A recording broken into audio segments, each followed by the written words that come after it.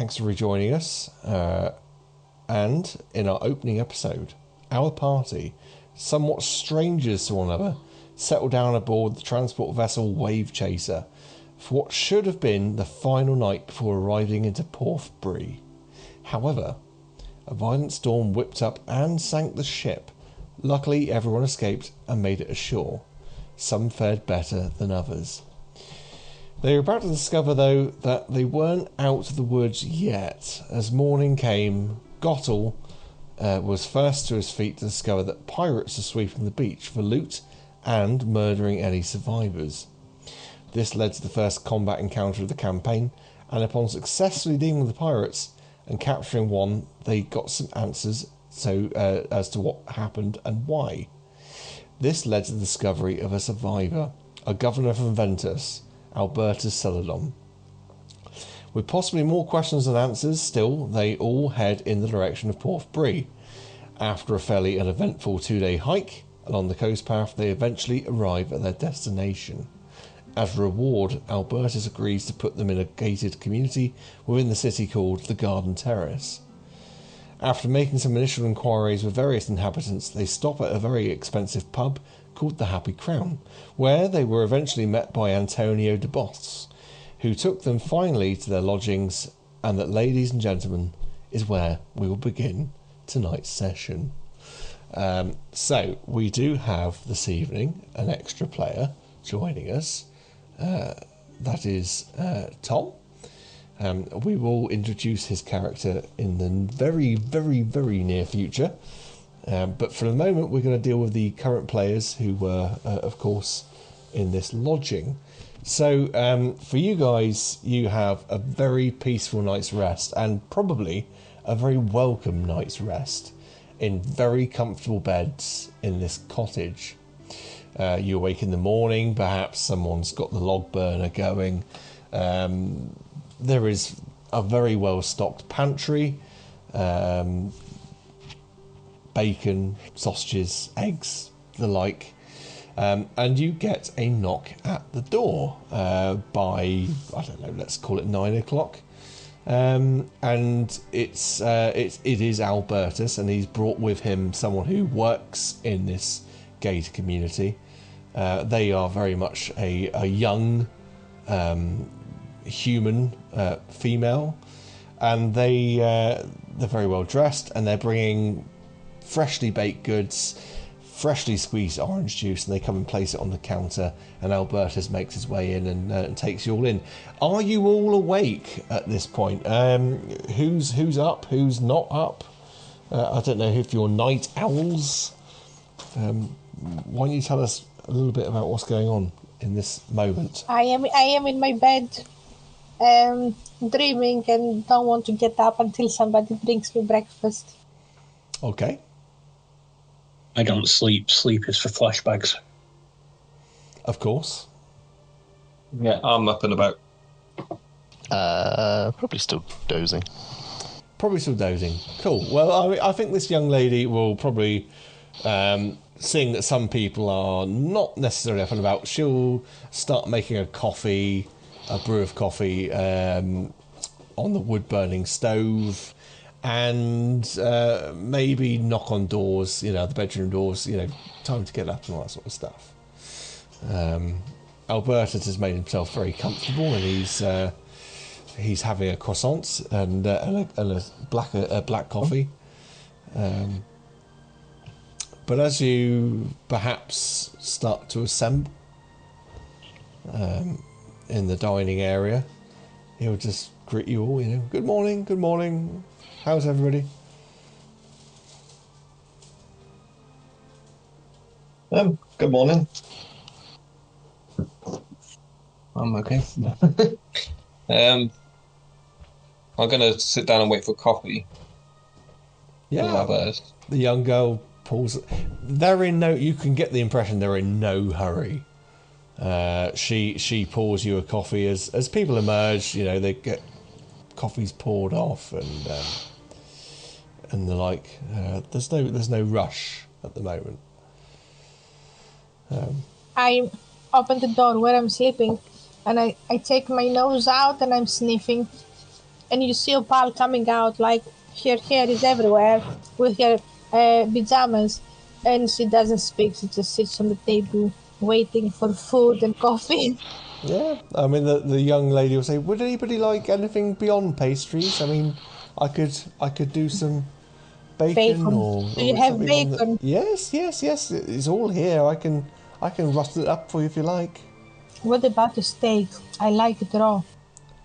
Steak. Oh, yes. Let me have a look. And she goes through the larder. Yes, there's some hanging steak. I could. Yes, that's fine. I could do. Would like steak and eggs, perhaps. Yes, but the steak should be raw. Yes, I can do a blue steak for you and some eggs if you like. Yes, please. Thank you. No problem. And presumably, as everyone finally comes to their feet, she makes various breakfasts. Albertus is sat very patiently until everyone is at the table, the dining table, and he says, "Are you all comfortable? Are you all happy? Thank you very much for, of course, you brought me here safely, so thank you very much. This entire thing is on me. I'm paying for this. This is this gated community. It's not cheap. You will be seen to and cared for. Of course, it is a self-catering, so you might need to go into the city and resupply once you run low on food. But what you have in the lodge at the moment is, they do stock it up beforehand. But once again, thank you for bringing me here, and you saved my life, and this is my little reward to all of you. For how long? For how long? Oh, well, I mean, I get the impression I might be in need of your services for the foreseeable, and I will continue to pay for this lodging for you, whilst your services are required. So you have a job for us? Well, straight to the point. Yes, I do have a job for you. That job is last night I met with some of the dignitaries and higher nobles of Porthbury, and what I'm trying to discern is, from the notes you discovered, who is it that actually wanted me captured or found dead? I mean, we've obviously know there's something to do with these pirates.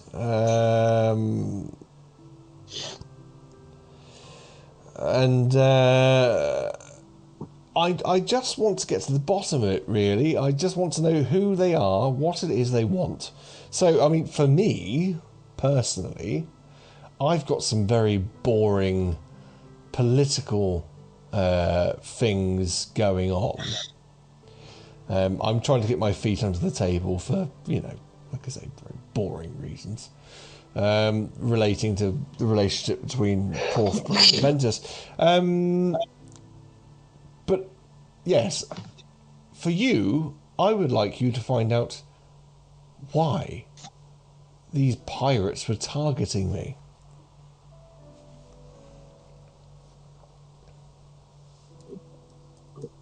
Well, Maybe, Oh, carry on, Ben. maybe they want money.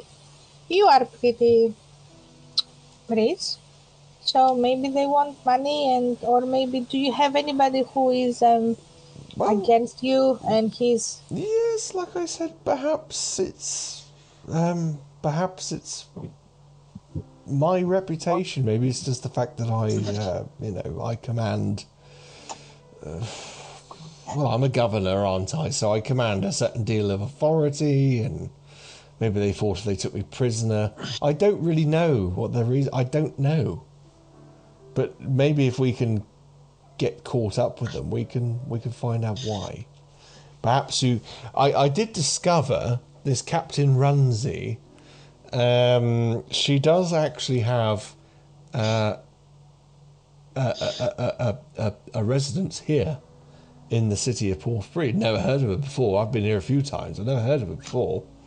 But by making inquiries, I did discover that she does have a residence here. The only thing we found out is they were hiding out. The actual pilots are hiding out in the cave, but we could check out the residence as well. Well, yes, of course, yes, that's what we discovered, wasn't it? A couple of days ago, that they were in a cave. But I believe I'm trying to remember. Did I say he was present or not?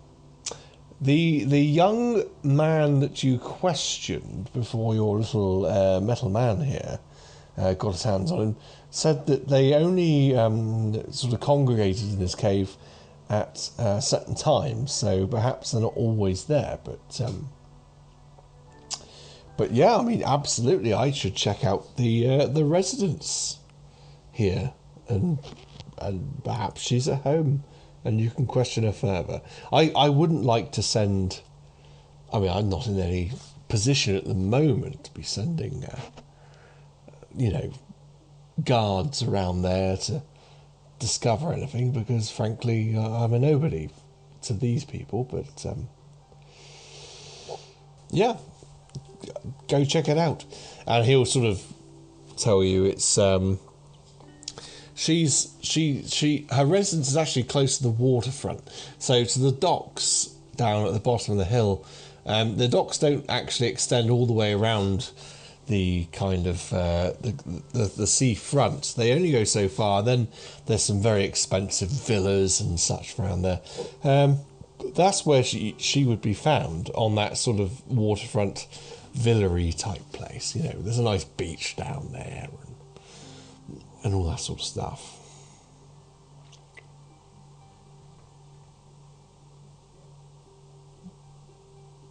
As much as I'm sure we love this chalet, we were getting paid for this work extra, because this town is quite expensive. Well, of course, I've put you up here. If you can get to the bottom of what the heck is going on with Captain Runsi, so-called, yes, I will happily pay you some money for getting to the bottom of that. I mean, there's plenty of work to be found in the city. People as able-bodied as you must find something you can do to help out, surely. But we could. I'm going to carry on drinking my coffee. Okay. We need to make a plan to see if we want to go during the day or during the night, and we need to be able to find the cave. Maybe if we start from there and see who is behind that. Yeah, I think we should go cave first as well. If we're probably on. Get a bit more information, a bit more intel. Yes, we will find all of them and we will capture them, and then we will play with them, and then we will get information with them. That will be fun. If they got a house in town and we're in town, does it not make sense to visit them in town rather than the caves? Because we're here and there, they might be here. And if they're not here, we can rob them, and if we are here, we're ahead. Do we know if there is a house in the town that they've got? Captain Runsi has a house. Captain Runsi. Yes, let's go there. If we can bite the head off the snake in Captain Runsi and find out what's going on with diarrhea pants, then we're feeling okay. But it's up to you. I'm quite happy to go murdering the caves, but it's a long way, and the town's here, and if we have to come back and then do the house here, I'll be annoyed because I've walked that way and my legs are already short. It's fine. We can play in the house, and then we can play in the caves.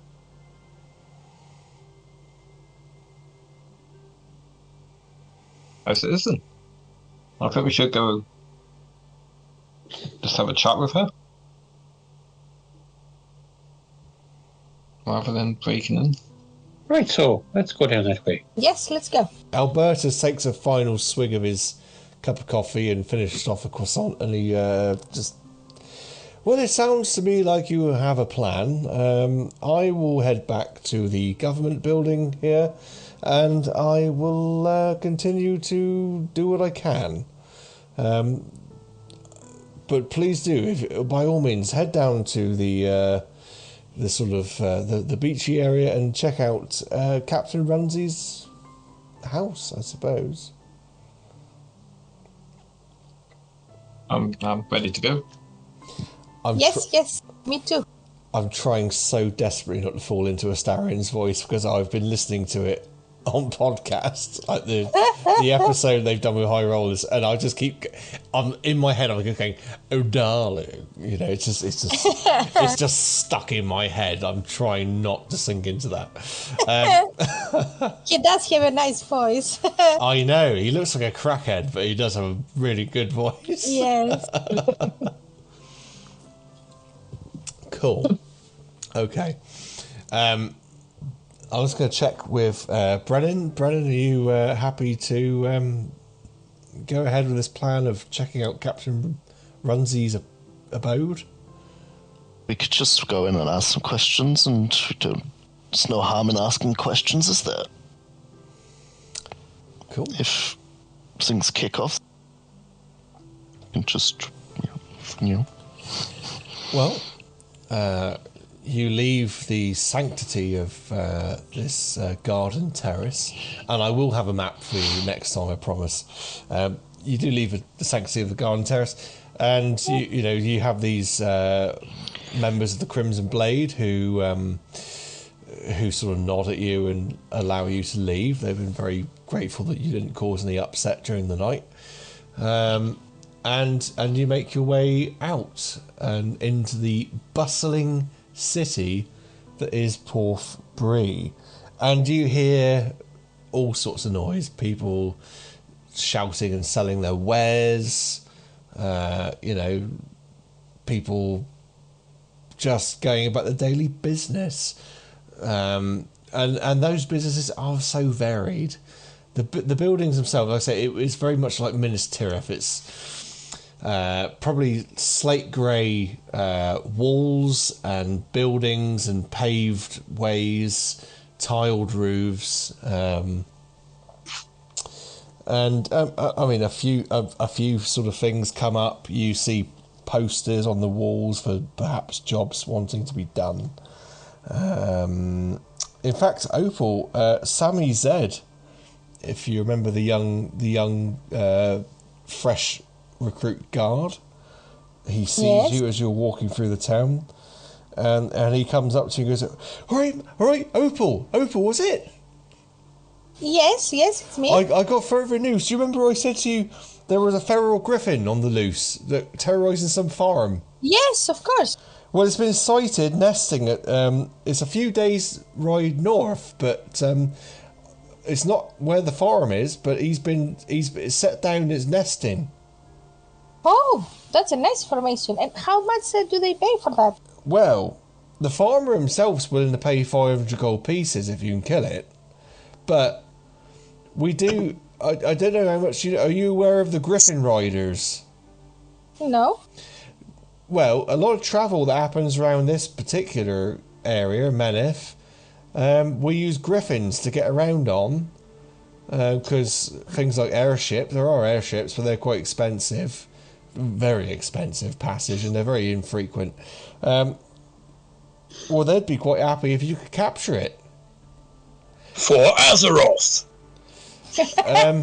Other fantasy type places are available, but yes. Oh, thank you. Yes, that will be nice.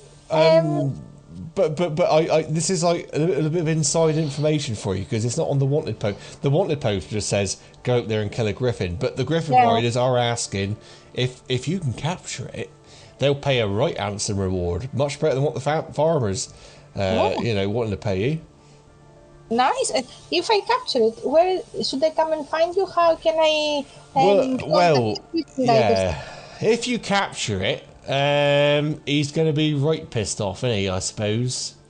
I tell you what I can do.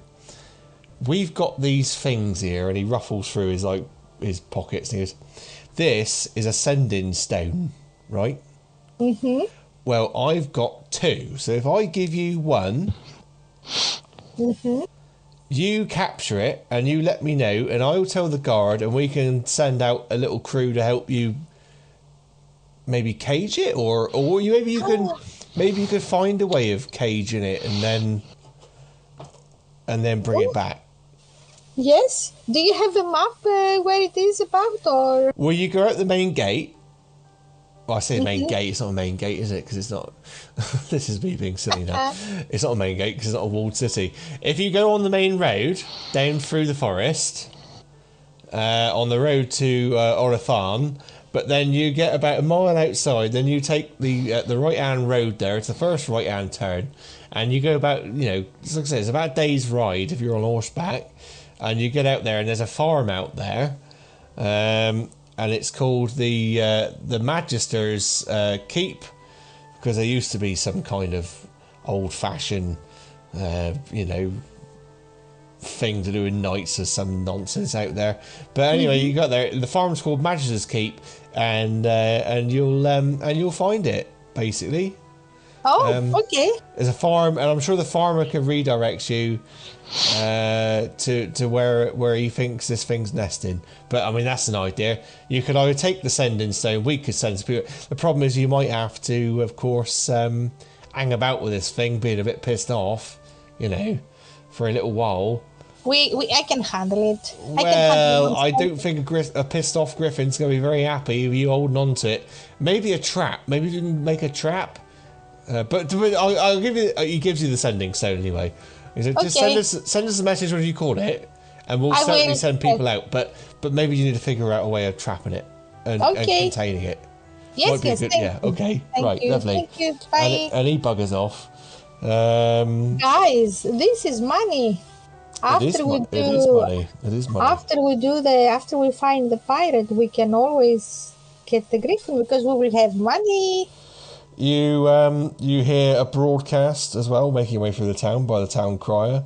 So you're making your way down through, and I mean down through. It's down this big slope, and you hear the town crier sort of calling out, "Bones crew causing problems at the South Dock storehouse." And you see, a couple of other posters about a woman's reported her son is missing. The guard have put up a thing. This woman's reported her son missing. There's more details on that.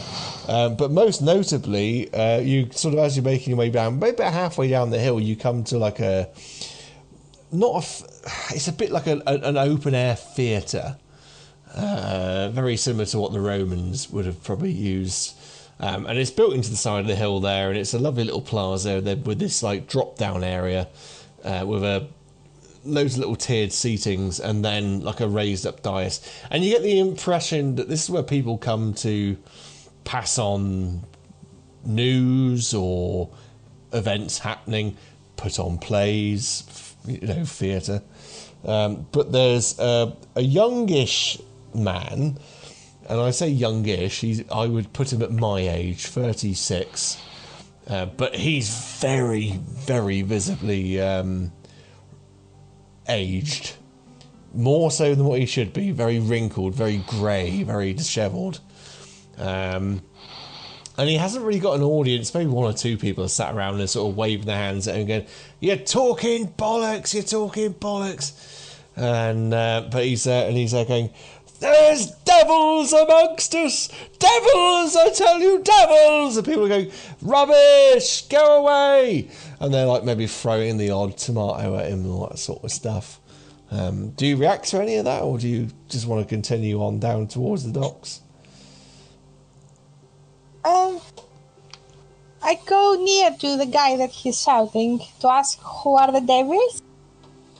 You could join in with the audience, and if you shout out, "Who are these devils?" the audience might go, "Whoosh," and they all sort of look at you, they're very keen to know what it is you want to question him on, and he looks and goes, "Yes, young lady, finally someone will listen to me. Oh my God! Oh, it's been too many years. There are devils walking amongst us, and they spawn. They're spawning. They're everywhere." Can you see anyone now? And he looks around and he says, "Not right now, no." Okay, I think you're safe then, so we can go. No! No one's safe. No one's safe at all. Have these devils got a name? Well, my particular one. Yes, she has a name. She's called Clarissa. Clarissa? Well, I see. Right. And she looks like what? A woman. Right, so she's not so much as devil as a woman. Oh, no. I mean, I've known some fearsome women in my time, and they might well be described as devils. No. Only after a couple of pints of Guinness. And he puts his hands to his head. You can clearly see he's in distress. He's, no. She's a devil. She's a demon. No. Don't believe any one of these naysayers will tell you. Devils walk among us, I'm telling you. Okay, you do remind me of someone that I met in the past. He dipped his testicles in glitter, you know. He went pretty nuts. Oh, no, nuts. They say I'm nuts. I'm not nuts. I'm telling you. The devils. If anyone else wants to talk to this loony, I've run out of patience. Devils. Maybe we should go. I don't know. I say that slow, like not very loudly, just between us. What do you think? Should we continue asking him? I think he's just hallucinating. But let's just placate him a bit. We'll look into devils and see what we can do. Clarissa, you say? We'll keep an eye out for her. We will. There's people in the audience going, or in the rows, just saying to you, "You're wasting your time. He's talking shit." And he said, "I'm not talking shit. I'm telling you, devils, demons." Do they live anywhere, these demons, or do they just come and go? Are they in your house, or are they in else's house? This one, she came to me. She came, and she never left. Is she inside you now? Inside of me? No, she's real. She's tangible. She's physical. But you said she never left. Where is she now? At my home. She won't leave my home. She came into my home and she won't leave. Did you by any chance get married and forget about it? Yes. She did. No, she did. She made me marry her, and she spawned more. Oh, right, so she's spawning more demons, and I bet she makes you do things as well. Yes, she does. Right. We'll look into that for you, certainly. Please, join me, help me, rid me of these devils. I'm not sure we can join you, but we'll investigate it once we've got our little thing gone over that way. Right, I think you need a very powerful fighter on that, and I know one. His name is a lawyer. No, you're just mocking me like the rest are. No, to be sure, I've been on that side of things, and it's never pleasant. I once married a kettle. It was a terrible palaver. It was a very steamy affair. You're mocking me. You're mocking me again. Like everyone else mocks me. There's a devil in my home, and no one will believe me. Oh, okay. Just give us the address, and we can check later. I live at number 96 Fountain Street. Okay. Don't worry. We have something to do first, but we will not forget you. You just see these people they're just laughing at him. And they're all sort of turning around, pointing at you guys, and they're laughing at you as well for even entertaining it.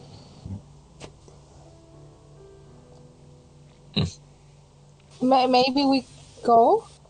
Yes, I think we should go. You just see this man as you turn to leave this sort of like theatre. He's puts his head in his hands. He's crying. He's so obviously crying, and he just makes his way off and leaves. I kind of feel sorry for him. Maybe his wife is hitting him. I don't know. I think he was one of those street mime performer people. He's sort of frowned upon by the Bards Guild, so they are. There are definitely demons around, but I don't know about his wife. And so, you want to push on to the docks? Yes. Indeed. So you make your way back down. It's a good old walk down the hill to the waterfront, and you've got the very busy docks. And by the instruction, you make your way off to the left-hand side of those, which would be north. And you come into this area that's not Dockland anymore, but actually it's very well-to-do, very posh waterfront villas and mansions and houses. And this is where people with money live. Because they have their own separate moorings, their private yachts, and it's very exclusive. But not to say it's not built up. It is built up. You got houses upon houses almost, but then you got bigger ones and smaller ones. And, you know, it's all very well built up. And you make your way along, and you come to a gated off, not mansion, but fairly big house. And on it has the name plaque, Runsi's Paradise. It is gated off. There is a guard on the gate, and she is a half-orc, but very well dressed. Not in any armour or nothing like that, just very well dressed, somewhat like a bouncer. And she sees you approach, and she says, "Halt! What are you doing? What do you want?" We're the entertainers sent for by Captain Runsi to entertain her and some guests this very evening. Don't you know? Hey, here's my guild card. There it goes. I wasn't aware of any entertainment, but she looks over your card. Just is it an official card? Well, you know, I've written official on it. Well, you give me a check, a persuasion check, if it's not a particularly official card. It's a 20, dirty 20. Ooh. I haven't even got my dice out of the bag. Let me have a little look, see what she rolls, but I don't think it's going to be enough. No, with a 4, she looks upon it and says, yeah, perhaps there is some kind of entertainment this evening I wasn't aware of. Yeah. Swings the gate open. In you go. Thank you very much. Have a good evening, though. Well, thanks very much. Thank you. If you come along, porters. She sort of says, if you get half a chance, you know, if there is entertainment on this evening, sling me out a glass of wine, will you? We'll send you a jug. We'll send you a jug. Don't know. Bye. Oh, that's brilliant. Thank you very much.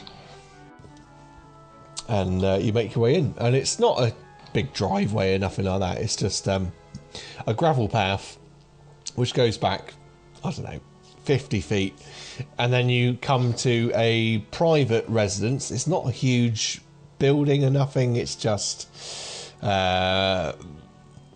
probably your typical sort of 5-bedroom, larger house for UK listeners. If you're American, that's probably quite small. But you make your way up to the door and you find a big a door knocker, a brass door knocker. You boom, boom, boom, and you hear a voice go, "Come in, come in." You make your way in, and it's a lovely little reception hall with lovely slate floors, candelabras hanging from the ceiling, a rather grand staircase that goes up about 30 foot back from the door. It goes up to the next floor and spans out onto a large landing, but you've got wings to the left and the right. And the voice seemed to be coming from the left-hand side, so you probably make your way that way, and you enter into a living room, which is lavishly dressed in a beautiful red carpet floor. There are extravagant paintings on the walls, this great big chandelier hanging from the ceiling, and a woman of older years. She's probably in her 70s, and she sort of lay out on almost like a Roman sort of couch, eating grapes and with a glass of wine, and she's listening to a young lady reciting something on her harp, and she sort of holds a hand up to the young lady to stop her and looks at you and says, "Can I help you?" On a business. We need to get some information about Celadon, Alberta Celadon. Alberta Celadon. And for her appearance, sorry, she's short grey hair, almost shaved at the sides, so a little bit of like a perm on the top, and like a gown on. She's what she's wearing, but she has lots of gold rings on them. She's Alberta Celadon. Doesn't ring a bell.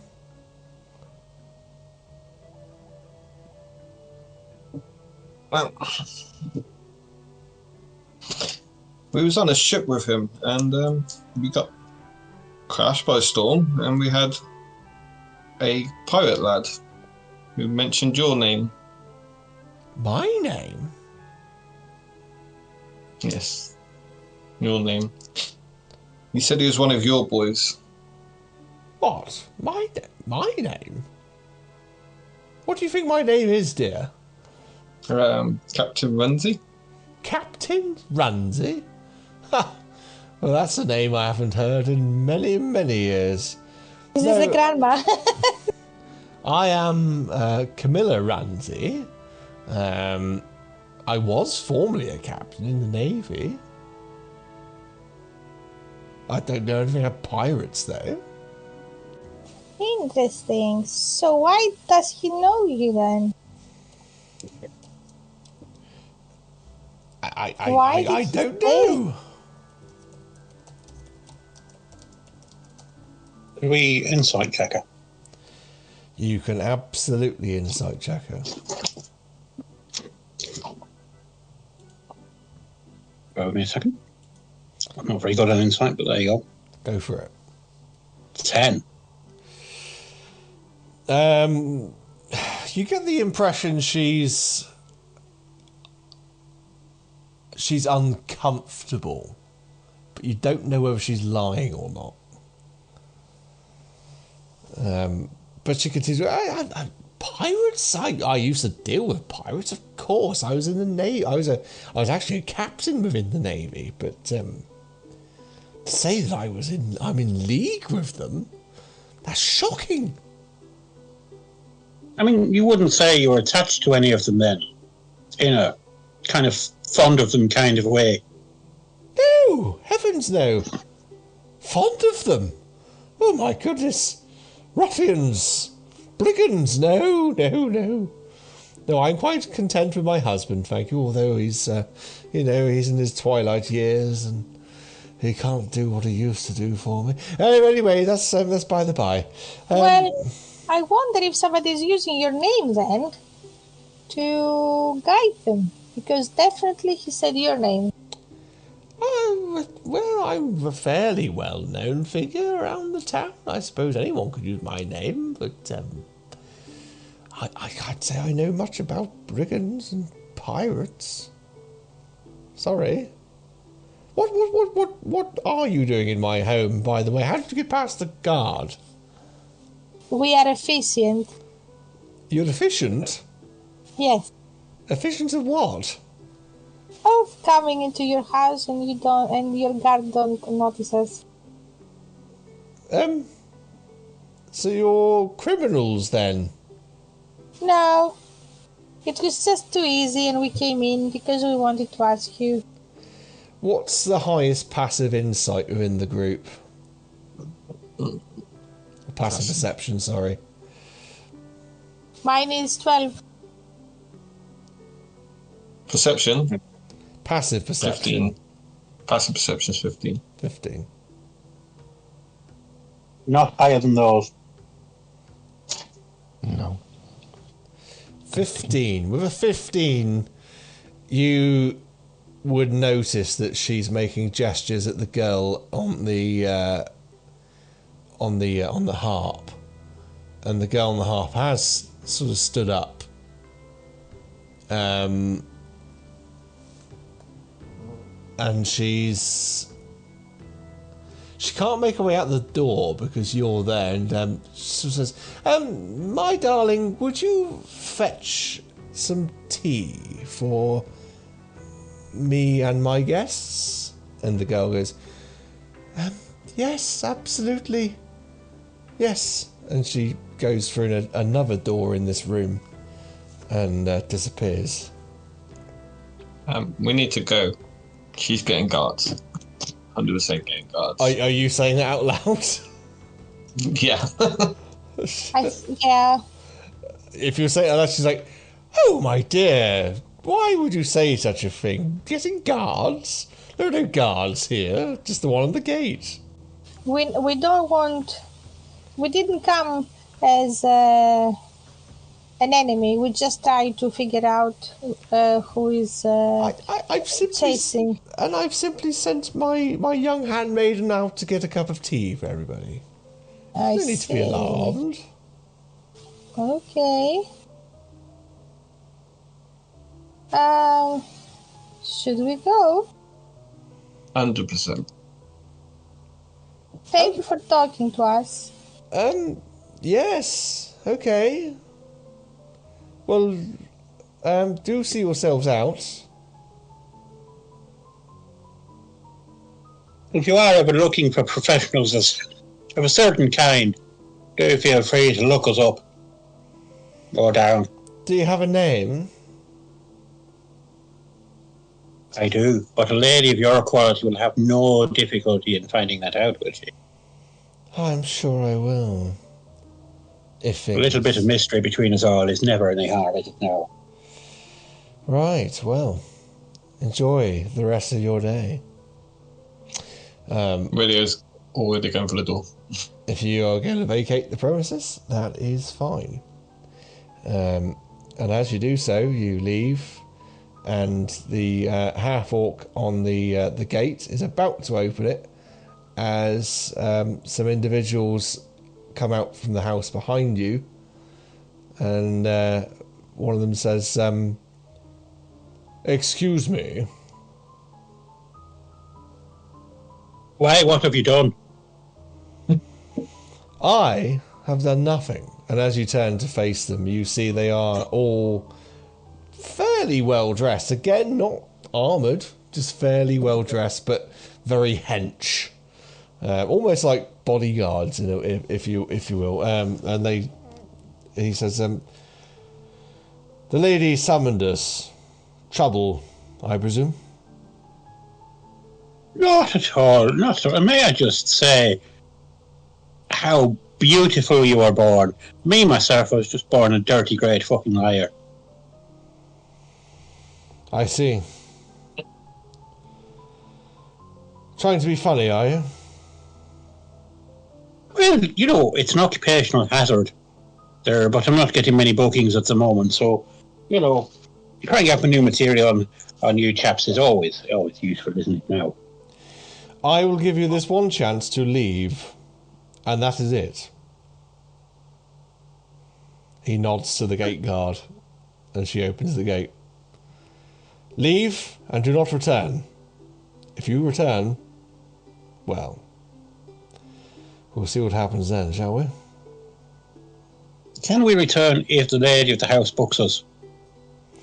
If she books you and you are a humorous act, then I'm sure you can return.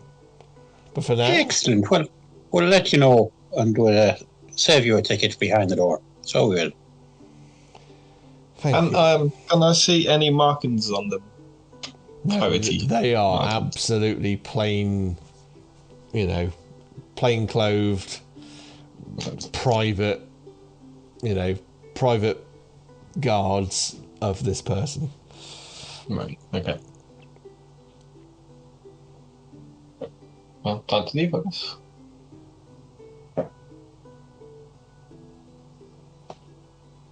I'm going to walk for the gate. Yep, that's fine. Hold on, I've got a private message. Yep. Maybe we can come back later tonight and spy and see what's happening after, the guards are gone. Well, leaving this particular establishment, you make your way back down towards the docks, and from a dock building, we see a figure. So you see this party leaving this this house. Now, I haven't given you any prior information as towards it, but what I will tell you now, in fact, I'm going to send you a little message on the private channel. Give me 2 seconds if you want to talk amongst yourselves. I definitely think we should come back tonight. Say again. I was talking to the group and we're coming back tonight. Yeah. Yes. We need to see what's going on here, because something is going on. Mm-hmm. I don't trust her. 100%. She's lying. Yes. I do not trust her at all. The reason Trust anybody? So Tom, have a look at this this message I'm sending you. The reason I've only just come up with this is because I didn't know where I was going to slot you in, and it's worked out. It's worked out quite well. So have a little look at that message. But would you like to describe, as you sort of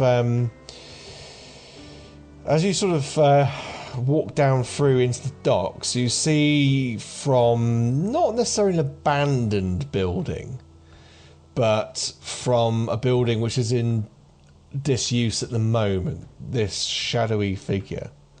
Sort of, you didn't even realise he was there. He just appears in front of you. So Tom, would you like to tell them what they see, and then using the information I've just sent you, you can ad-lib this part.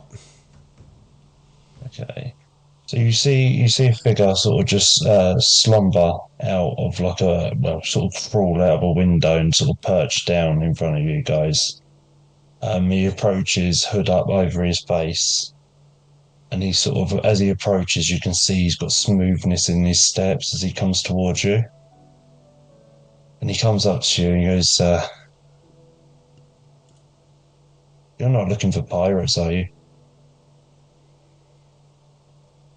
Yeah, we are. You are. I've been watching this place for a good couple of weeks now. And I've seen a few things. I've seen a few pirates. Are you some of Going into them? the mansion. Yeah, comings and goings. I've seen a few things. 1 or 2 during the day, a few more during the night. What do you mean? What things have you seen? I've seen a few things. I've seen people coming and going, ragtags, you know the sort. A few people that are uncouth in this sort of area. Don't belong. Yeah. I can't say we look like we belong. Why do you think I'm standing here? People need information. If you want to find something out, you ask questions, and I'm asking questions. Are you pirates? No. Really doesn't answer. Do we look like pirates? I don't know. I've seen a few different people, a few different things.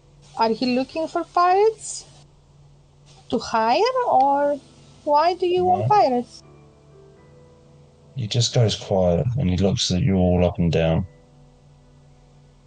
He sort of puts his head, tilts it to the side, and he turns his head and looks you in the eye and he goes, "If you're not pirates, then what are you doing here?" We are looking for pirates too. So we come to an understanding. We're both looking for the same thing. Yes. Hmm. We know why Yeah. we are looking at the pirates, but why do you are you looking for the pirates? That's my own business, but I've got a feeling with a little help from each other, we might be able to get to the bottom of what's going on. What information do you have? Do you know that she's the head of the pirates? I've heard a few things. That's why I'm here.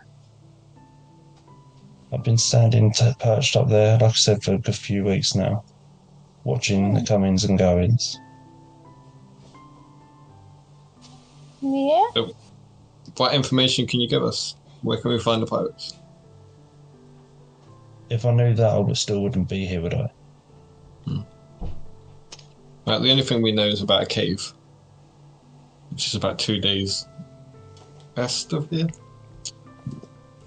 That sort of information. Yeah, it would be west of that, and it would be two, maybe going on 3. You don't know how far away it was from where you beached. Tell me, you fellow there, are you pro-pirate or anti-pirate there? So, If I was pro-pirate, I'd be going in that building, wouldn't I? Not sitting out here watching it. I guess so. So would you be interested to know that the number of stones it takes to drown a dying pirate is 17? 18, if you want to do it properly. Well, fortunately he was leaking from a knife wound at the time, so I was able to save a stone for later. I like you. Excellent, so let's go and sort out some more pirates. It's not the pirate's life for me. R.E. He sort of, he sort of looks at you and goes, "Yeah, I think we got how should we say, friendship with circumstance." Well, let's go and celebrate that with a pint of Guinness.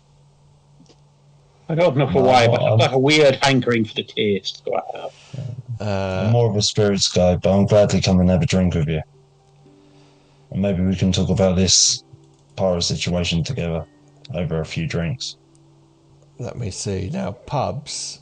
Now, you are aware of the Happy Crown. You know it's very expensive.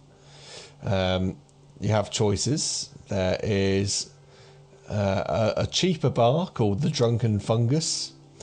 The Saint and Goblin. The prices are extortionate. You've heard on the grapevine already. In fact, I think the Drunken Fungus is the one to go to for a regular priced pint. It doesn't sound appetizing. Well, what you've heard from around the town so far is the Drunken Fungus is an expensive town. You know, the Drunken Fungus is the most reasonable. I guess we can Fine. go there for a business. Maybe they'll give us a discount if we agree to do a comedy act or something. Or maybe you could juggle swords. I don't know. We got talent for juggling swords. The great news is the Drunken Fungus is not far from the docks. It is a proper working man's pub, and it isn't far from the docks, as I said. It is very run down in appearance. It looks like it's like a whitewashed build. Like it's a stone building, but it's been this white plaster put all over it, and it's all very broken and damaged from the weather, and it looks very run down. An old grubby sign hanging outside depicting a drunken mushroom. So it's like a mushroom with a pint in its hand, and it looks very drunk. It's very busy. There's a lot of fishermen in here, a lot of hard-working men. And what you have is a tattooed gnome behind the bar. He's got a very, very heavily waxed handlebar mustache, a shaved head, tattoos all over his head, tattoos all down his arm. And if you enter, and he sees you coming, and you're gonna have to push your way through a lot of drunken fishermen, drunken sailors. But as you make your way to the bar, he places his hands on it. He says, "Oh, hello. How can I help you? You've got strange faces. Never seen you around here before." Well, that's because we knew, isn't it, Begorra Begosh? Have you got Binnis by any chance? Oh, Binnis. Oh, it's my bestseller. Nice to meet you. What's your name? My name's Scott. I'll get him a business card just in case you're ever recruiting. Oh, thank you very much. My name's Mr. Fawcett Knob.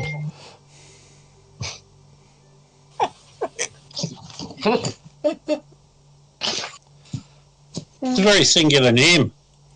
It is, in a way, isn't it? It is. Binnis, you say? Binnis all round. It's a bestseller. Well, I have a Binnis. What do you have? You have a Binnis? I will have Binnis too. Excellent. So that's 2 Binnises and Druid fella. What are you having? Sorry. I'm having rum. A rum. 2 Binnises, a rum with a Binnis chaser. I've just messaged Dan because he's been very quiet. He's having some internet issues, so speaking for him, he will also have a Binnis. Excellent. So that's a Binnis with a little umbrella for the druid over there. Is there anyone else who's not got a Binnis or a drink coming their way? I put a couple coins on the side, and I ask if they sell some fire whiskey. Fire whiskey. Oh yes, we got fire whiskey. I'll have one of those. And he gets very diligently to work on pouring your drinks, and it all comes to a very reasonable 2 gold. Right, and have one yourself, barman. Have one yourself. Oh, thank you very much. And he does. He pours himself a Binnis. I'll pay for these, folks. It's fine. You just settle down and get your drink on. So here you go. Oh, you're very kind. Thank you very much. Thank you very much. Thank Okay, you. well, I'm going to go look for a table. Preferably quiet one. If we can. Yeah, when you make your way around, it's, like I said, it's a very busy pub. This is... You're not at a point of the day where you think people would be stopping working, but perhaps it's getting on late morning and, maybe people are stopping off for a midday pint and some lunch. You can find a table. You might have to go outside and have one of the benches outside, but you can certainly find a table. Stranger, we don't know your name. We'll talk names after we get this done. Okay. Well, I've given you the information we have about the cave, so what information have you got? Like I said, all I know, I got told by a few people here that the house needs to be watched.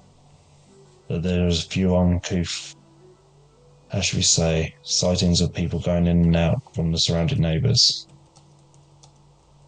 So I was here watching and watching. There's pirates. There's been, how should we say, late night ongoings that really in this part of town, or should I say that part of town, really shouldn't be happening. I have sent you a message, Tom. Okay. just to help you along there a little bit, because I have dropped you in the deep end. Yeah, that's all right. How many of these unsavory types would you say you've seen there? Oh, a nameless individual in the shadows who likes fire whiskey. Like I said, about 2 or 3 nights ago, I saw a group of people leave. I followed them down to the docks. They got into a ship. From there, I went back. But I do agree. The person there isn't, how should we say, the person she seems to be.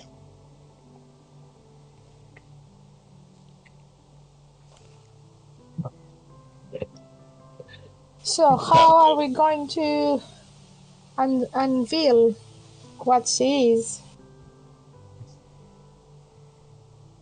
There's a number of ways we can do it. We can go to the guard, but no, and then they'll probably be paid off well to stay clear. Exactly. Then we could take matters into our own hands. I prefer that way. I think we should go to the cave too. Because if this is where it is the headquarters, then we can find her there, or we can find her minions and make somebody confess. Confess, I think we got enough to know that there is no confession needed. I think what we need to do is eradicate the ongoings and the people that are to do with what's going on. Oh, I'm happy to eradicate all of them. I think Brennan would probably sort of say, again, I'm speaking for Dan because he's not able to join us right in the moment. I have sent him a message to ask him, but I would suggest he might say, are we sure if we go to the cave that we will get the answers that we need if she is here in town? I just think that if you are hiding stuff, you don't keep it close. I can agree with you on that. Maybe she has something here in the house. Maybe. Oh, Maybe there is some evidence here. I don't know. we can always have a look around the house during the night. That would require us to be very sneaky. We will be sneaky. We are always sneaky. The answer is somewhere. I'm not. How do we find it? Anyway, we should go to the house tonight. I think we should cover and go into the house in the night and see if we can see something different that we haven't noticed. I hope you're going to be ready if you want to do that. Because if we We're go pretty in capable. there, there's only a few things that can happen. Either they're coming out alive or we are. Oh, we will play, and it will be fun, and it will be like a playground. I quite like you as well. Oh, thank you. It's nice to play with people. Hang on. You like her? What do you mean? It's out of character-wise, it's the way she likes to kill things. Oh, I see. That's Yeah. fine. No, I mean you can have other meanings for how you like her. I when you said it, I was like, oh, here we go. This could be some like PC interaction possible, you know. But of course, what you'd have to bear in mind is she is a 13-year-old girl. No. It's the psychotic, the killing, the way that she likes. Hey, that's fine. I just want to establish the relationships here that are building and go, well, yeah, okay, cool. There could be a reason for that, but yeah, that's fine. Cool. So I'm guessing ultimately while you're drinking your pints of Guinness, you're planning a bust-in or break-in, effectively.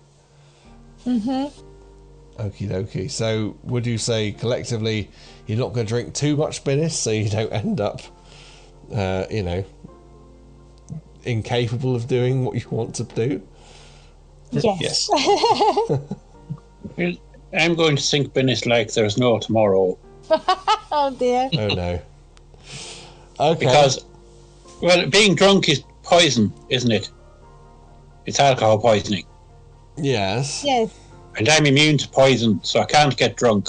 Nice.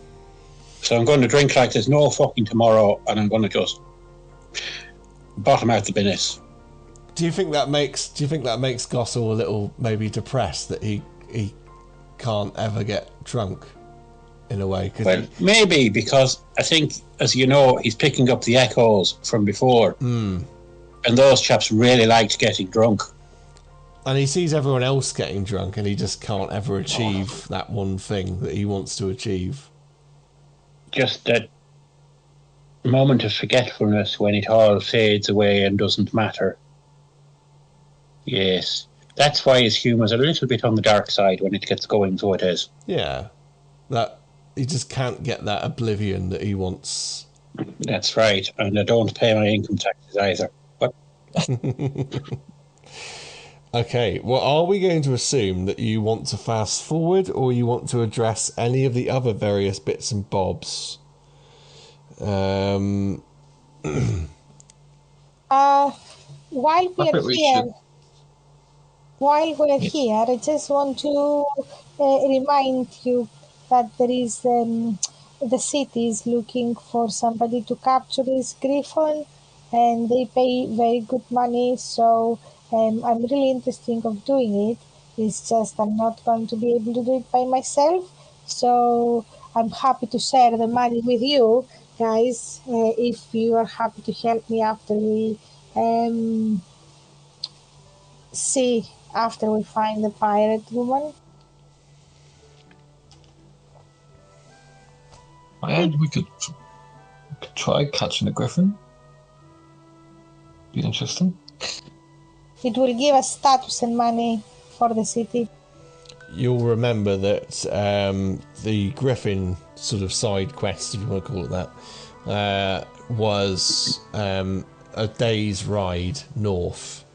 Yes. So if you're going to do that, then that takes you away from this. But Oh, no, not before that. I'm just Yeah. it's just because we didn't manage to kind of be all together and be able to talk among us. So okay. Al is kind of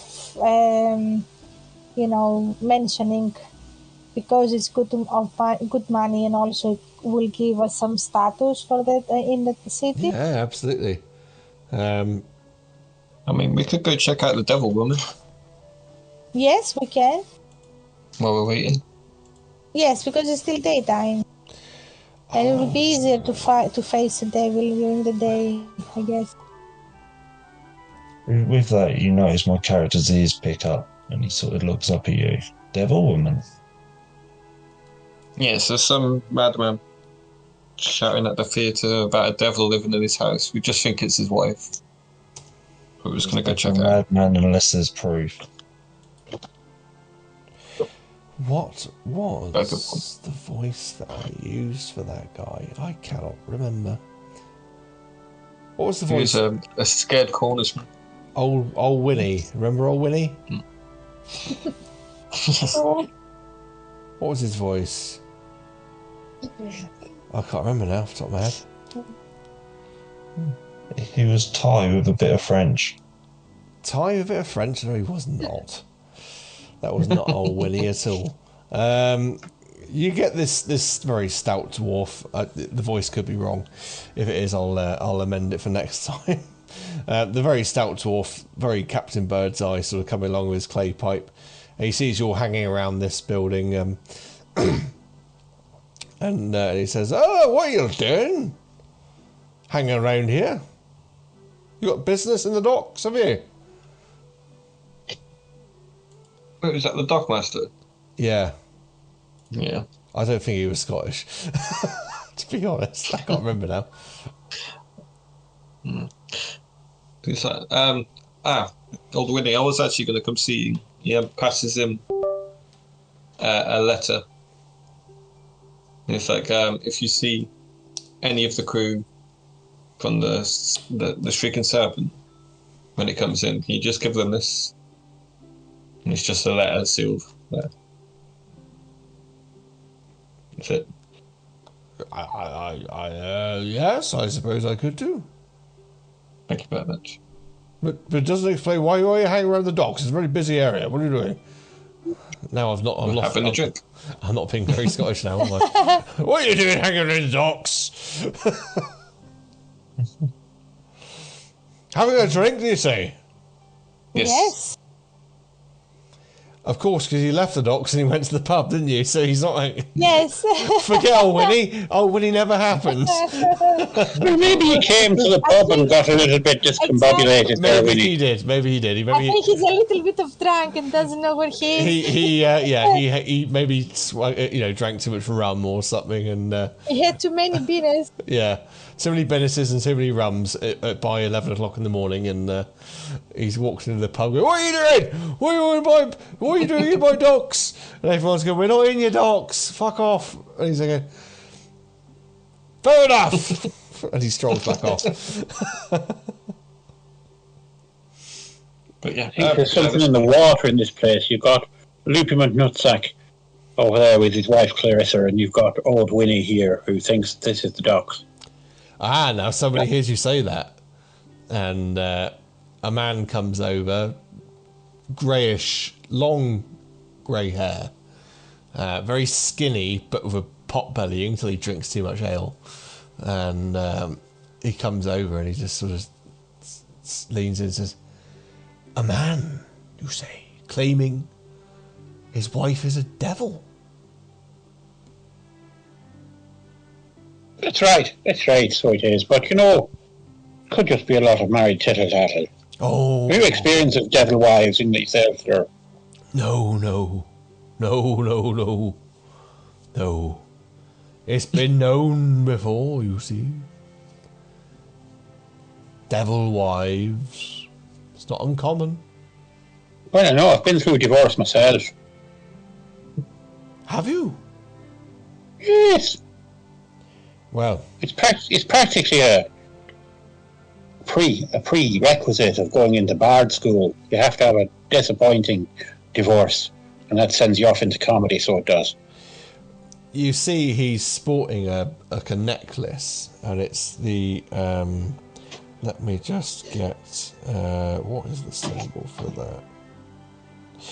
that? It's like a necklace, and it has it's a golden ring, and within it is cast a road travelling into like a sunrise. So it's almost like a swirly line with a half sun in it, and it is the symbol, or a very rough symbol for Lathander. And he says, "Oh, no, I'm a religious man, and what this chap you're talking about, devil wives, that's things don't happen the way they should do." What do you mean? Oh, he's not a crazy man. Everybody knows that What do they know? when a child is brought to you, it is by an owlbear in the night, sent by Lathander. Lathander sends an owlbear with a child in the night, and when you wake up in the morning, there is a child. Everybody knows.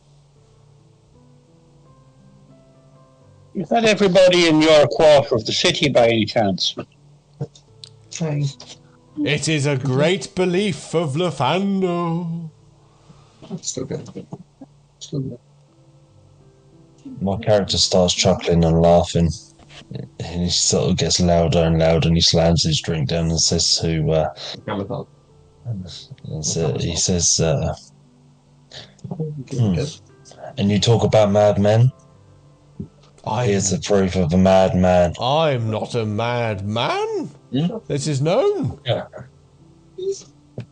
You sure? It is the work of our goddess Lavanda.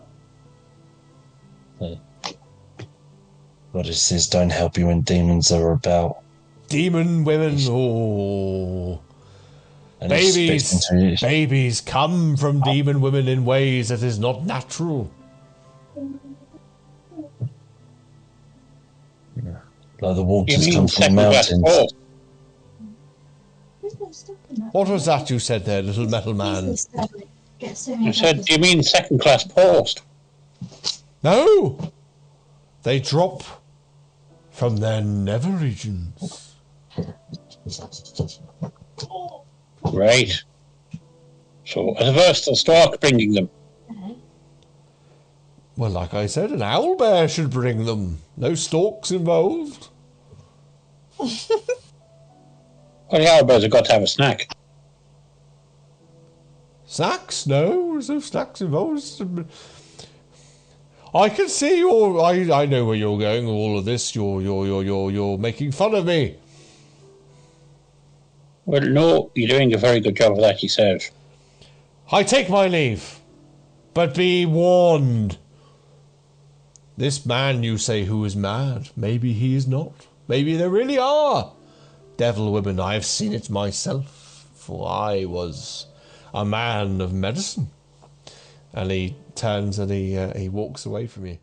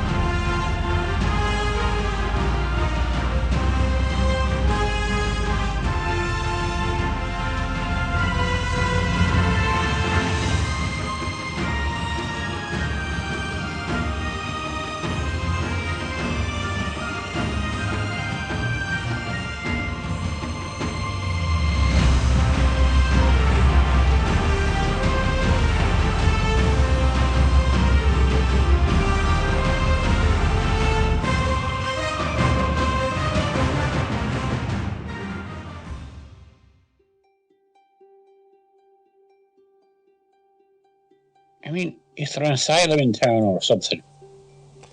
Maybe the whole town's an asylum. You could certainly ask if there, maybe the barman, if there was an asylum, or if there is an asylum in town. And he would, the gnome would certainly say to you, asylums? No. But, I mean, it's a melting pot for people. There's all sorts going on around here. Some people believe in one thing, some people believe in another. You just got to kind of take the rough with the smooth. Well, I know about children dropping out of nether regions. I mean, everyone knows they're made in the forge. Yeah, I mean, here we are as a prime example, I suppose, of people believing what they want. I'll just wrap my knuckles on my head to get that metallic noise. Do you think this dropped out of a nether region? It never did. It was forged, tell you. I might have, well, I mean, for you, I suppose, but I might have information prior to the, contrary to the prior. Shall I show you what I have? I'm not sure I want to know. It seems a little bit icky to me. Yeah, it is. But we've got young guns in the party, so maybe not this occasion. Maybe we'll just keep it all PG there for them there, right. Let's just go with, they're all forged or dropped off by owlbears or whatever it is that they say in this bloody place. Well, okay, I'll tell you what. And he goes underneath the counter and he pulls out what looks like a scroll, and he puts it in a brown paper bag and he slips it over to you and says, if ever you're curious, just check it out. It's like a Haynes manual. It's a manual to how certain female species work. I'm fully aware of the fact he's gone from Irish to Scottish. Right, so, thank you for the bag, if nothing else. You can never get enough bags. Another Guinness all round. Guinness, Fehi, Brie. Another Guinness. Hey, yeah, all right. And he pulls off a round of Guinness. At the even cheaper rate of £1 this time. Well, thank you kindly, and you, all the usual, down your hatch and up your pipes and all that sort of stuff. Well, thank you very much.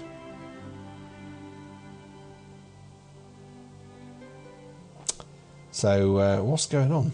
What's happening? I thought we should go check out 96 Factors. Yeah. If everyone's up for it. Yeah, let's go. What's that? Curiosity is people. What's our newest Let's member? go. I can't be affording buying any more drinks after this, Better go and get some earnings going on. Tom, what was the name of your character? My character. Have you introduced your name to the rest of the party? I haven't. No. No, not yet. He's the mystery man who we will never find out about unless we get everything sorted. Well, we shall be the mystery. He can be the mystery man for now.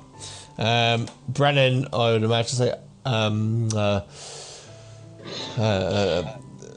very good with German accents, but yes, let us go that way. It's not a very good one, but That was a stallion in German. it really was, wasn't it? That voice is stuck in my head.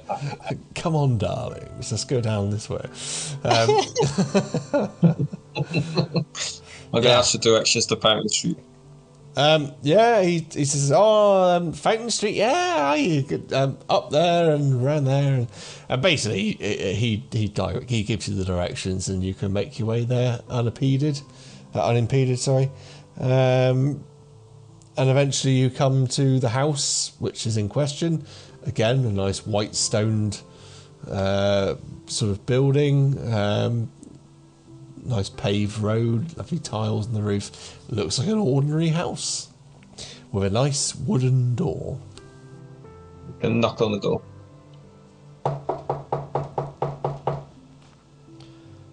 And eventually, this dishevelled man opens the door and says, "Oh, you came!"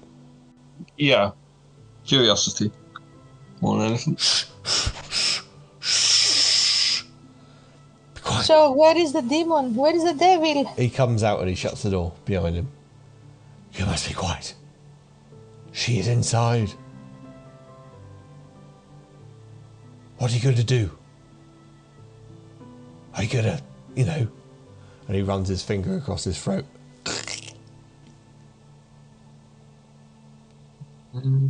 I think we need to talk to her first. No, she'll trap you too. No, you cannot. Well, what's your name there, maybe after knowing young old fella, my lad? What's my name? It's your name. My name? Yes, not my name. I know my name. I must admit, I've much forgotten my name. Right. We'll call you Mystery Man number 2. My name is, I don't know. I don't know anymore. Oh, your name is unimportant. My name is unimportant. Yes. That's right. Maybe I am Mr. Unimportant. Yes. You think so? Right. You see, we'll be after observing the demon in her natural habitat so that we know how best to combat her wiles. Okay. You want to come in? That would make observing her a little easier. Because there wouldn't be a wall in the way. Okay. Are you sure? Yes. Yes. Yes, we are. He opens the door and he invites you in. Oh. Unless I hear otherwise from Brennan, I will assume you would like to go in the door. For people listening to this, Brennan is having some internet issues and therefore he can't be able to communicate with us because his internet's just being funny. So I will assume he wants to go in unless I hear otherwise. But otherwise, you're all going in? Yes. I need a DC 15 wisdom check from everyone, and I will roll for Brennan. I don't know. A wisdom saving throw. Just a wisdom check. In fact, it probably is a saving throw, actually. Give me 2 seconds. Yes, it is a saving throw. Brennan will be relieved to know that I rolled a 15 anyway, so whatever his mod is. I just rolled 1. A 1. I rolled a 17. You're saying which is 22. In very wise. Gossel? He got a 9. So Mystery Man has a 9, and Gossel, what's Gossel got? 3. A 3. Everyone except for Brennan and Rodeo will be under this effect. So Rolio and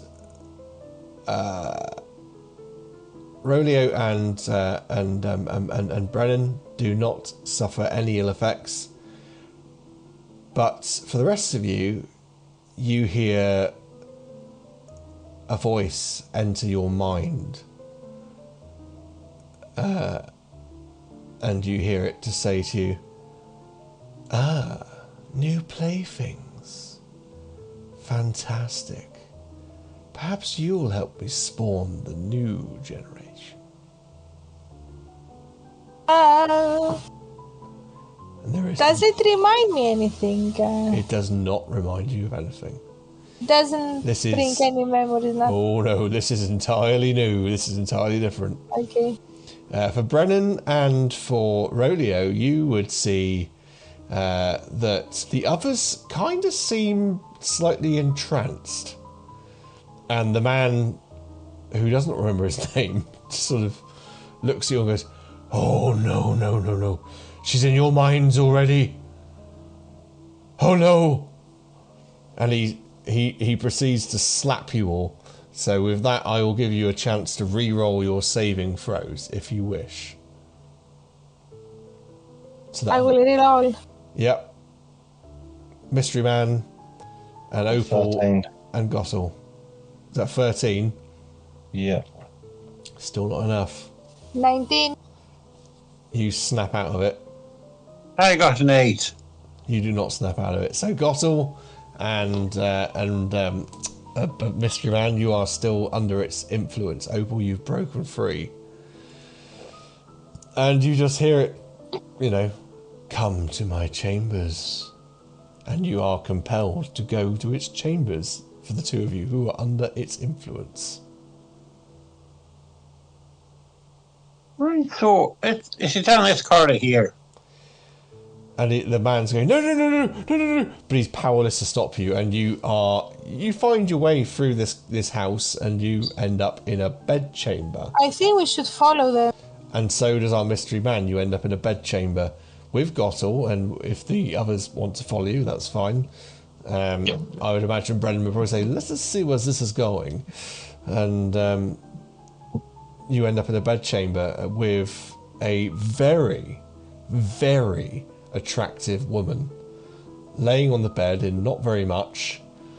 And she sees the two that she's drawn in, and she sees the rest of you, and she says, we have an audience. Fantastic.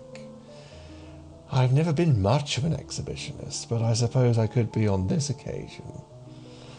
And for the mystery man and Gottel, you are compelled to do the deed. Well, should be having trouble with that, so if you would, because I haven't got that attachment. Well, you have other appendages, and I'll let you use your adult mind to, imagine how you might use those. But I will indeed. I'll break out the Scrabble box. You are compelled to do things of a sexual nature, let's say. I have actually. So is he a fiend? Good question. Because I've got advantage both. I didn't know that in wisdom checks and intelligence. Well, you're free of her. No, just thinking of if I do a history check to see if I have heard anything, and I've got advantage on intelligence check. She is a fiend, and yes, you can absolutely make an intelligence check. Do you know what this is? No. Make the roll. I did. I rolled a 4 and a 5. Oh. Yeah. I mean, in your long life, you probably come across something or heard of something, but you just can't put your finger on it. But our mystery man and our robotic man, she is compelling you to do the dirty. And I cast Snare on Mystery Man to stop him approaching the Fiend. Yes. Well, when there was a Fiend, give us the wording for Snare. As you cast the spell, use rope to encircle within a 5-foot radius on the ground where, when you finish casting, the rope disappears and becomes a magical trap. This trap is invisible and requires an intelligence investigation check against its save DC, which is a Dex 30. Yeah, if you want to try and ensnare him. Yeah, I'll try and ensnare him. Cool, so... the robot's fine. That sounds like Mystery Man, you have some saves to make. Okay, what's the save? Dex 13. Dex 13. Oh. Yeah, 19. So I did, that's right. It's his first time, okay? You save. Okay, so we got our mystery man who jumps onto the bed now and is whipping off his pants. I imagine Gottel's making an advancement and perhaps some kind of thing within his robotic arm begins to... I try to hold him so not allow make him an opposed strength check. And Gottel, you get advantage because you are very much compelled by some sort of demonic force here. 13. Right, so that'll be an 18. Gottel just breaks free of any grapple you try and make, and you see his arm, like the hand, he sort of forms two fingers with his forefinger and his middle finger. He puts his ring finger and his thumb together, and out comes his little finger, and perhaps they start to vibrate violently as he makes advancements towards this female on the bed, who is very excited. Go full Serrano to Bergerac on her and go, shall I compare thee to a summer's day? You're a bit warm, damp, and ultimately disappointing. Oh, darling, I'm absolutely thrilled. Oh, please do. Relia just gets angry and shouts, enough of this, and casts Frostbite at the woman. Yeah, okay. It's a dagger appears and just lights up and fires the bolt at. Cool. It's a con 13. Tell us what she needs to do. Constitution saving throw of 13. I mean, the man in all this is horrified. You know, this is his wife, whether he wants it or not. You know, and he's like, oh my god, what's going on? What's going on? The demon, the devil. And she fails with a 5. And she takes 1d6 damage, which was actually a 6. 1d6 damage, which is actually a 6. Absolutely fine. And we are going to roll initiative on this one. Let me just get a piece of paper because I haven't got the combat track already. Okay, if everyone could roll me initiative, please. 13. 17. So Opal was what, a 13? Yes. What was Rodeo? 17. Rodeo 17. 13 from Gottel there. 13 from Gottel there. You are under the influence, so I'll put you after Opal. How about Mystery Man? A 6. Okay. That's because his breeches are halfway down his legs. I would imagine so. Am I missing anyone? It's just Dan's character, which I don't have stats for. Oh, no, I do have stats for. Let's just go to the D&D thing. He's on a 14. So, Brennan, 14. Dan, if you're still there listening to us, I will do some combat rolls for you, but I just need to open up D&D Beyond to get up your bits and bobs. Not to be sounding crude, given the current situation. Okie dokie. Where are you? Brennan. Phew.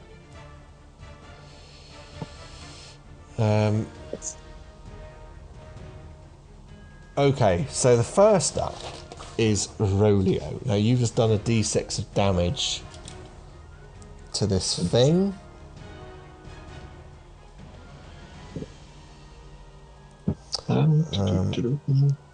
So that's the hit points there. Lovely. Right, okay. Yeah, you're up first, Rodeo. I'm going to cast Bless Mystery Man, Cool. Gottel, and I forgot Bane's character's name. Opal. Opal. Yeah, so they get D4 on any attack roll or saving throw. Nice. Just remember that one there, guys, because I will forget by the time I come around to you. And that's my go. I'm guessing the room's not big enough to move back. No, it's a bedroom. I mean, it's like 20 foot across and 30 foot deep. It's not huge. So you've I'm going to try and... Can I get as far away as possible? Yeah, I mean, I'm going to say, so it's like a bit like The Exorcist. You've all kind of like come into the room and you're surrounding the bed. I mean, if you want to break away and towards the door, you can. I want to stay in the room, but be as far as I can. In the corner, I guess. Into the corner. That's fine. Next up is Brennan. So let's see what can Brennan do. I mean, he's not under the influence. Problem is, I don't know well enough what he has available to him. He will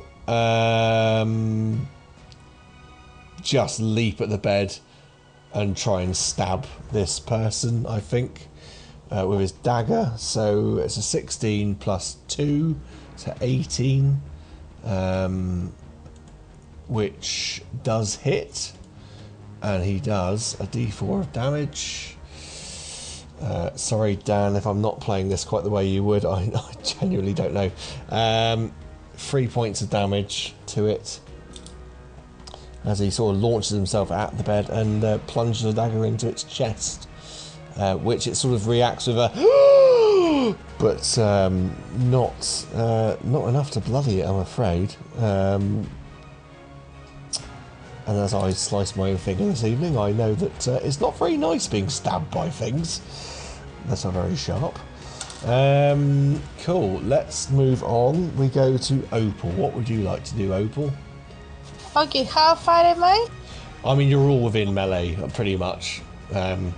Some more than others, but you're all within melee. You can just get to the bed and just do your melee if you want to. Okay, so first of all, I use my claws and I attack, but I don't want to deal damage. I want to grapple here. Yep. So it is, first of all, I need to attack. 13? 13? Yes. Does not hit, I'm afraid. Oh. She just manages to rock out the way as you try and claw at her. Okay, that's fine. Yeah, I cannot do the next one because I think I need to have her grappled. Okie dokie.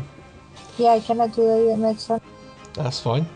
Gottel, you are seeing all that's going on around you. And much like the unnamed... Oh, sorry, I forgot the blessing. Yeah. So it's plus 1... let's see, what is it? 16. 16 hits. Okay, so she's grappled, and now I am going to attack her with my teeth. Yeah, go for it.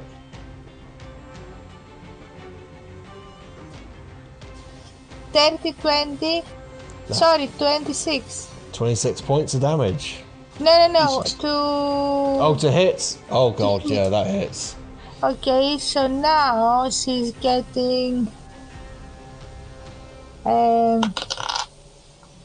6 points of piercing damage plus 6 points of necrotic damage. Her hit point maximum is reduced by an amount equal to the necrotic damage taken, which is 6 hit points. I'm just saying, no, that's fine. So, and I regain hit points equal to this amount. So it was 6 points of necrotic, wasn't it? Yep. That's fine, and you gain that back. That's cool. What sort of attack was that? Was that with the claws? Was it? It's a bite. It's a claw. First, Claw, and then you bit her. I hold her with my claws, and then I bit her on the neck. And you bite her, and she just goes, lovely. She looks at you, and you almost feel like you could so easily be like under her command, but it doesn't happen. Gottel, and the same for our mystery man. You're both under her spell, but you can also see what's going on. I think you need to make me another DC 15 wisdom check, please. Gottel. The check will save. Well, this is for Gottel, and it's a saving throw. Sorry. I failed that, so I have +4. I'd fail it even if I had all 4 of those +4. Oh wow. You don't particularly. I'm not No. thinking that I'll be wanting to attack her at this point. You wouldn't want to attack her. No, you're- What I'll do is I will summon my unseen servant to give her a back rub. So I'm feeling very romantic. you But I definitely, don't want to get. yeah, you definitely want to provide her with some kind of pleasure. That's definitely within your. Well, yeah, but I don't want to get all rusty myself. So I'll get unseen servant to do the back rub. Yeah, absolutely. That's fine. That's absolutely fine. It's our unnamed friend. You've got a 17. That's with the plus 4D, well, plus D4. To save. Yeah, for a save. You snap out of it, and what you're greeted with is this scene of who was it? Brennan has plunged a dagger into her, which has caused some bleeding, and she's not very happy. Rolio, what did you do, Rolio? You did some damage as well. I blessed. Oh, you that blessed. was Yeah, you blessed. yeah. Gossel's got an unseen servant. Opal has attacked and bitten this thing. And for you, you look down and realise your trousers and your pants are around your ankle, exposing yourself. And, you know, you're not very happy about that. But you see, like, almost a flash of some sort of demon, some sort of fiend about this woman as she looks at you and tries to almost get you back under her grasp, but she can't quite do it. How do you react? I totally forget about my britches being like halfway down my legs, and I just reach for my weapon and pull out my rapier. Yeah, absolutely. Do it up. So yeah, I'll pull out my rapier and I just thrust forward quickly. I've got a 13. 13 is not enough, I'm afraid. And I think that would be it. Okie dokie. After that, it is her turn. So she's got Brennan with a knife plunged into her. Gossel giving her a back massage. I think what she's going to do is make a strength check against Brennan to try and force her way up and stand on the bed. So what is Brennan's She's also grappled by me. Oh, she's grappled by you too, isn't she? So could one person give me a D20 roll for Brennan's strength? Opal, give me a strength roll, and then I'll roll for her strength. Okay. Mine is 14 in total. 14. Up to 11. 11 plus Brennan's strength is 11. plus 0, so it's 11 in total. 8. Yeah, she's not going to make it. You feel her trying to get up off this bed, and you pin her back down, basically. And for Opal, you are getting a right good feeding out of this.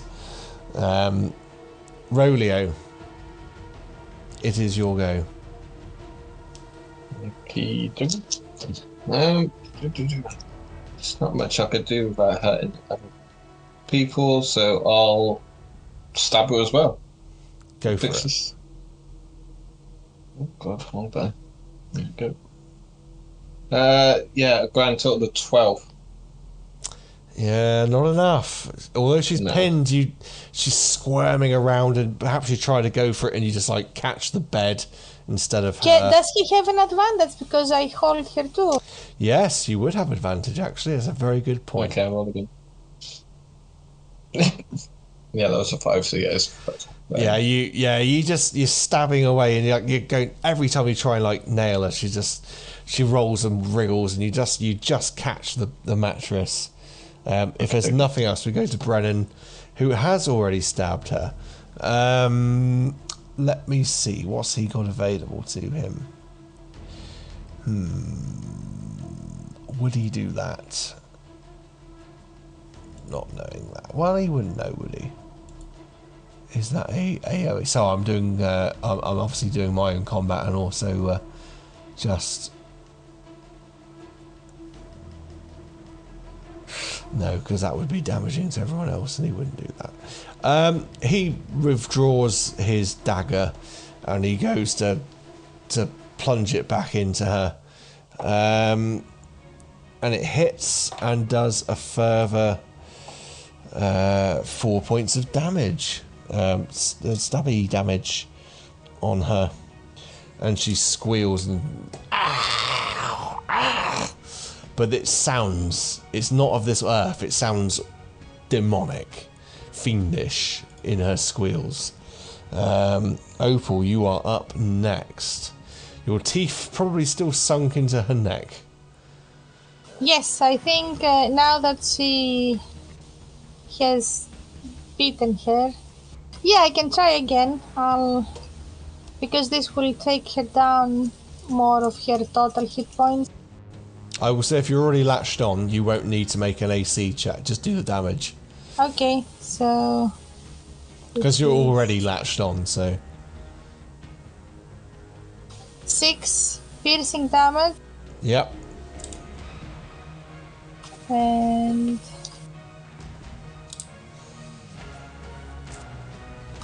2 necrotic damage. And 2 further necrotic. So her maximum hit points are reduced by 2.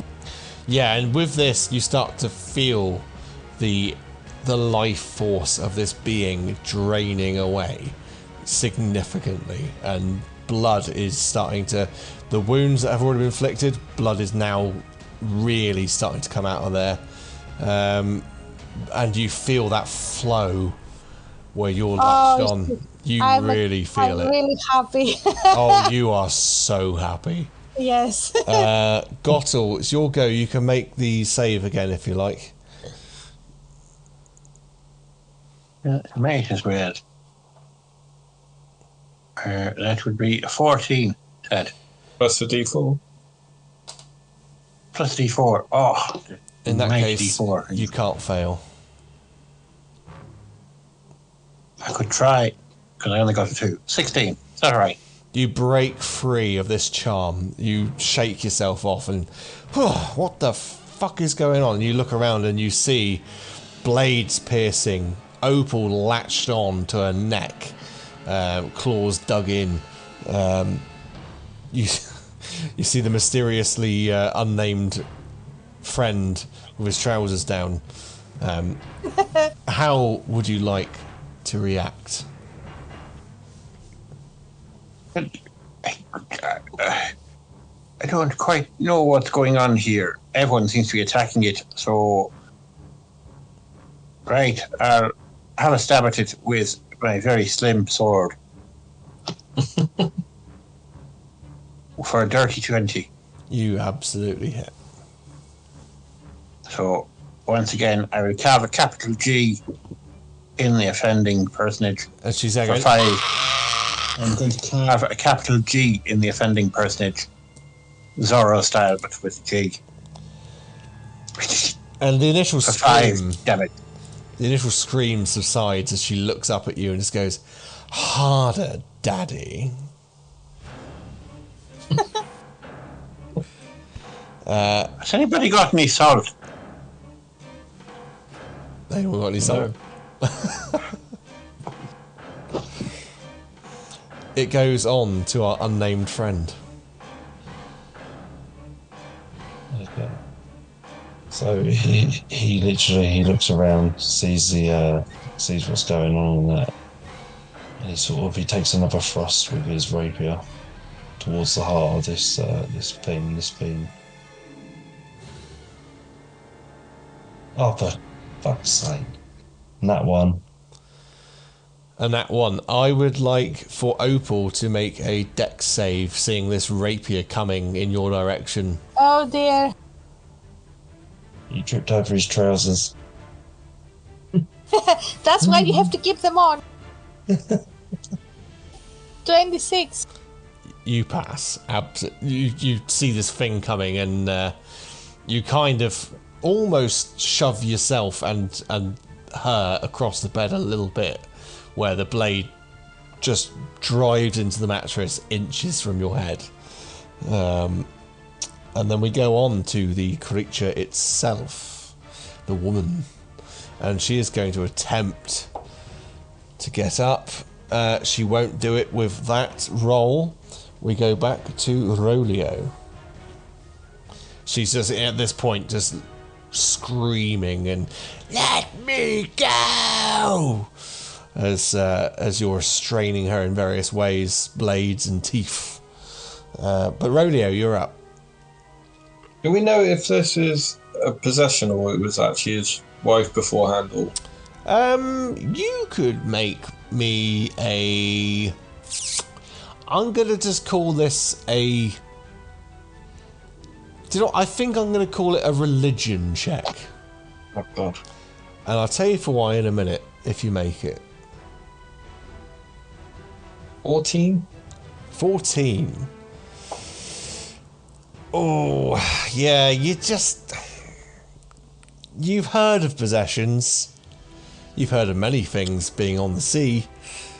None of them really marry up with this. You're not entirely sure. But that's a free action. You can carry on with your round as normal. Okay.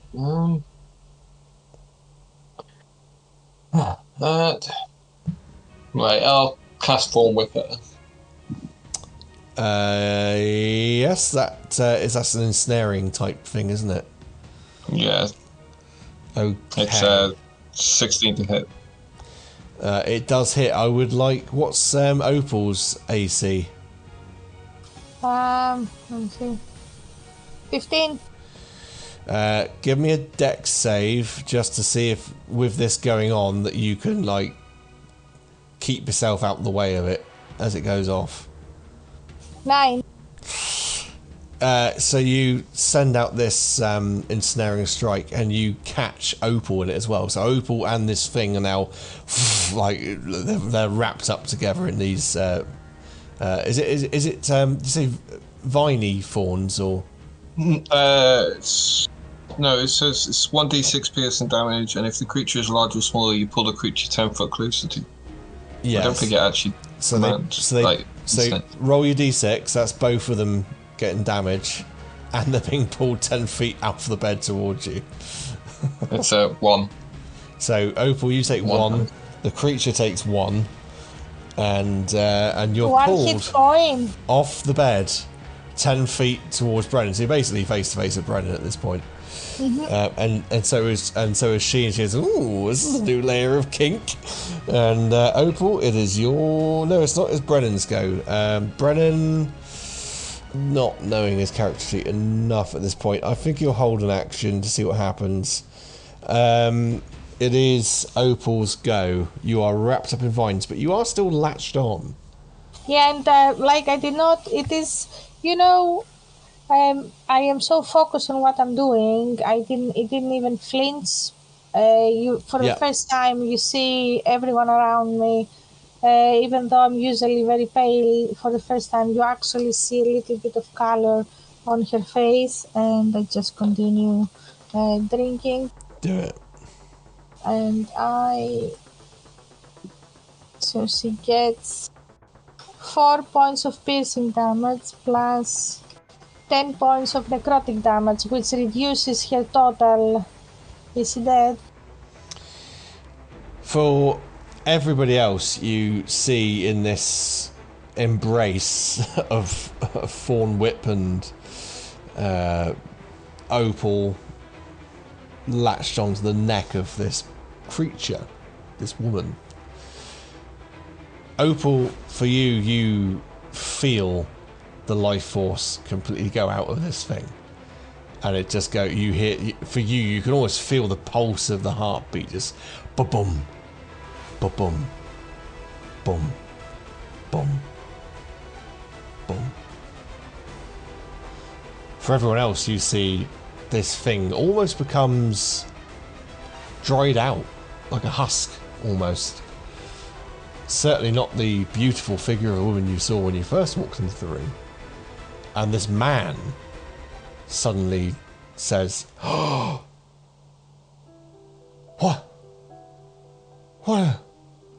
what's happened?" And he's taking in the room, he's surveying the room, and it's like some kind of a bond has been broken. Some magical influence has been broken. And he just looks around. He's, Who are you people? What's going on here? Why are you in my home? You asked us to come Did I? and help you. Yes. Maybe I did. There was something controlling my mind. Do you remember your name now? My name? Yes. It's Thomas. Well, Thomas, I think he was under the spell of something evil. I'm not sure what. With, I would presume you released the whip spell now. Yeah.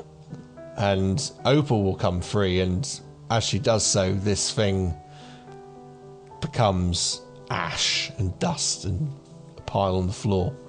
No longer even there. Yeah, I kind of, when I get off here, I just kind of wipe my mouth from the blood. Oh, And you I'm are... like, Yeah, you are so satisfied. I'm like, that was fun. We should do it again. And yeah, he's...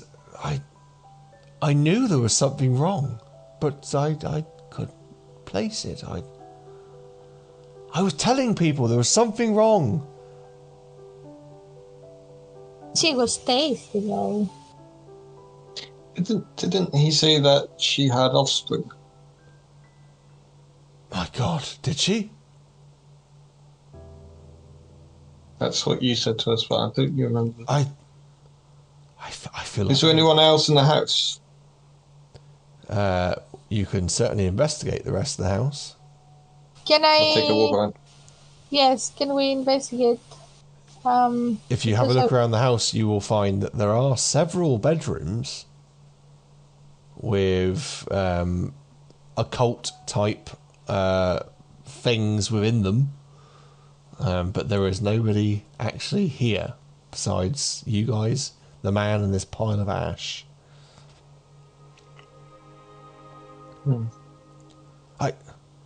I don't believe it. I must have been in a stupor. The things I said, I don't know. It's almost as if I was drunk. As they're doing this, my character goes around, gets out a piece of paper and starts getting like chalk rubbings of all the different sort of markings and everything else, like which are engraved.